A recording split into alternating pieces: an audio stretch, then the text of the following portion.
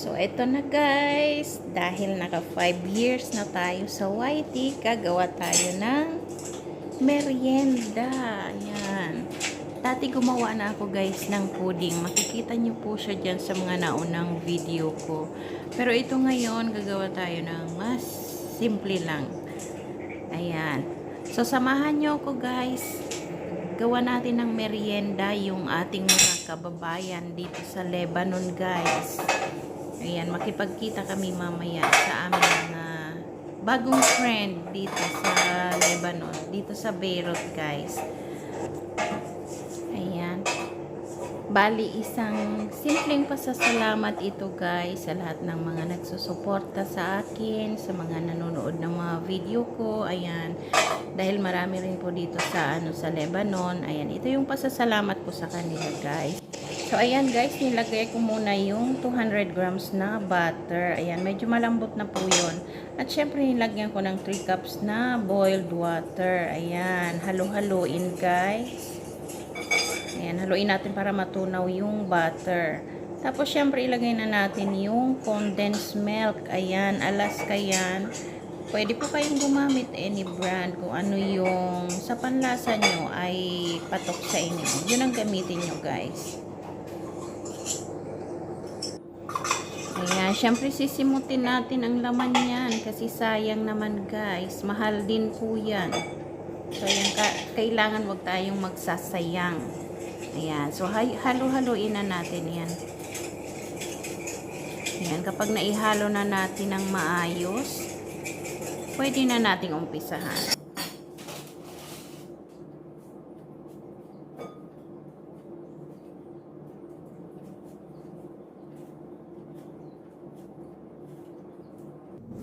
Gagawa tayo guys ng pudding. Ayan, may inimit kaming mga mga kapareho naming OFW dito sa Lebanon. Ayan, so magdadala ako ng merienda kasi marami sila doon guys. Kahapon kasi pinagmerienda nila kami ng kuchinta. Kaya kami naman ni Ate Selfa yung magpamerienda ngayon. So, gagawa kami ng pudding kasi pagkain Pinoy yun.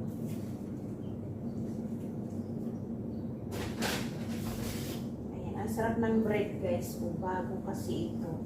Ang sarap niyang kainin. Budots, gusto mo budots? Bago-bago siya, Pio. Ang sarap niya. Kung hindi na ako binawalan ng tinapay, talagang lalantakan ko po guys.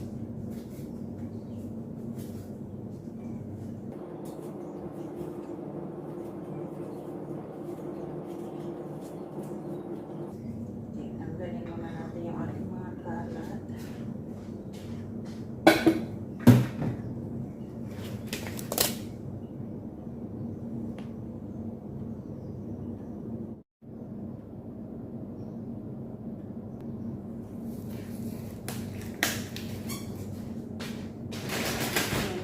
Ituloy na natin.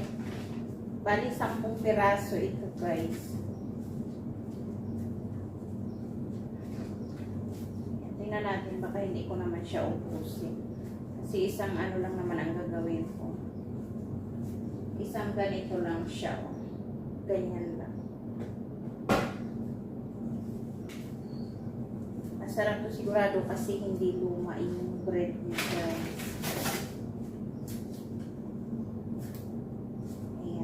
Kapag lagi kasi kami merong tinapay, binibilhan kami halos parati. So, hindi naman namin kayang ubusin yung budots. Ang ginagawa ko guys, nilalagay ko siya sa freezer. Kasi para hindi masira pa. Pag tumagal-tagal kasi yung tinapay, inaangat siya. So, ito ang magandang gawin nyo guys. Kapag marami kayong mga tira-tirang tinapay, gawin nyo siyang pudding. Di ba ganitong ginagawa ng mga bakery sa Pilipinas? Para hindi masira yung mga tira-tira nilang lumang tinapay, gagawin nilang pudding.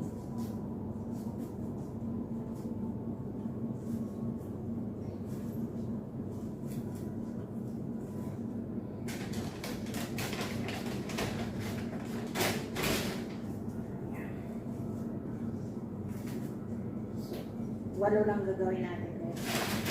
Tira natin ito.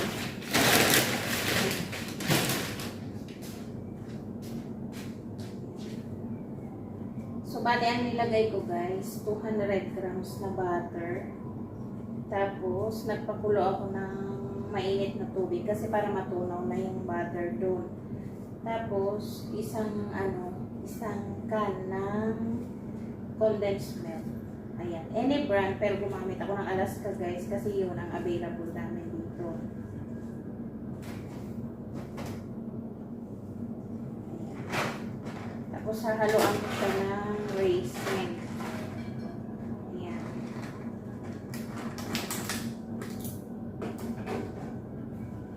Tapos, i-mix-mix nyo na lang guys.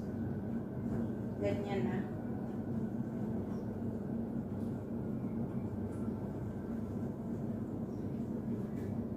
Ang init pa guys, ang init pa kasi pinakulo ko nga yung tubig para mas madali siyang maano ba, lumambot yung tinapay.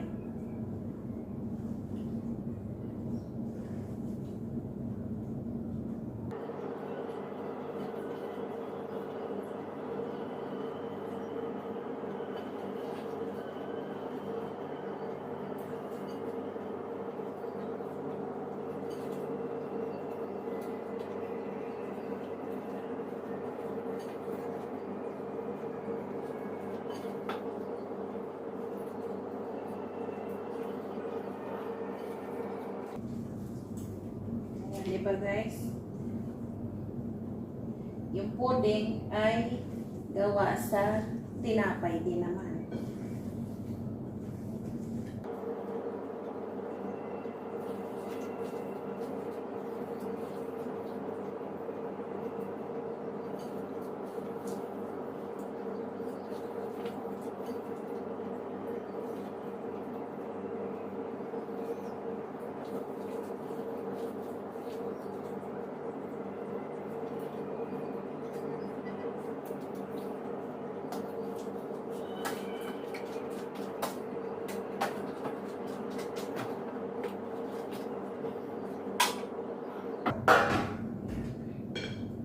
Tapos ilipat na natin siya dito.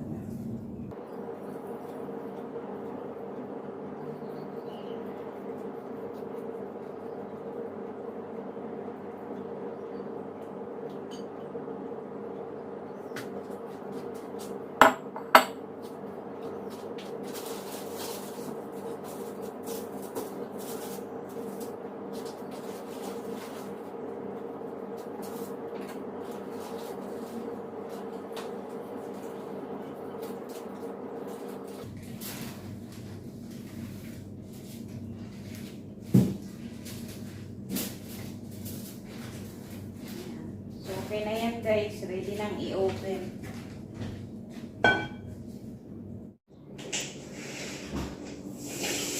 Ayan guys, i-bake natin siya ng 40 minutes.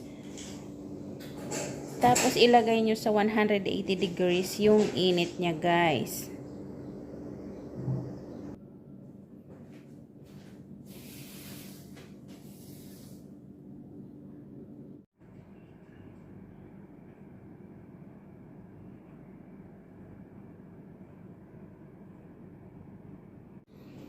Ayan, luto na ang ating pudding na ginawa. Ayan, mga kamamshi. Diba, ang dali-dali niya lang, guys. Ilang ingredients lang. So, ayan, nahiwa-hiwa ko na ang pudding, guys. Ayan, maliliit lang po ang hiwa para maraming makatikim. Ayan. Ganyan siya guys kapag bagong bread ang gagamitin nyo, yung bagong gawang bread. Kasi malambot siya sa loob. Tapos crunchy yung ibabaw. So ayan, sana nag-enjoy kayo guys. Maraming salamat. Merienda time na. Thank you sa panonood. Sana nagustuhan nyo ang ating recipe ngayon. God bless you all guys. Ayan, titikman na namin ni Budots ang aming pudding for merienda guys. Tapos isi-share namin siya sa ating mga kasamang OFW dito sa Lebanon. Ayan. So, mamaya makikipagkita kami sa kanila. So, and maraming salamat guys. Bye-bye.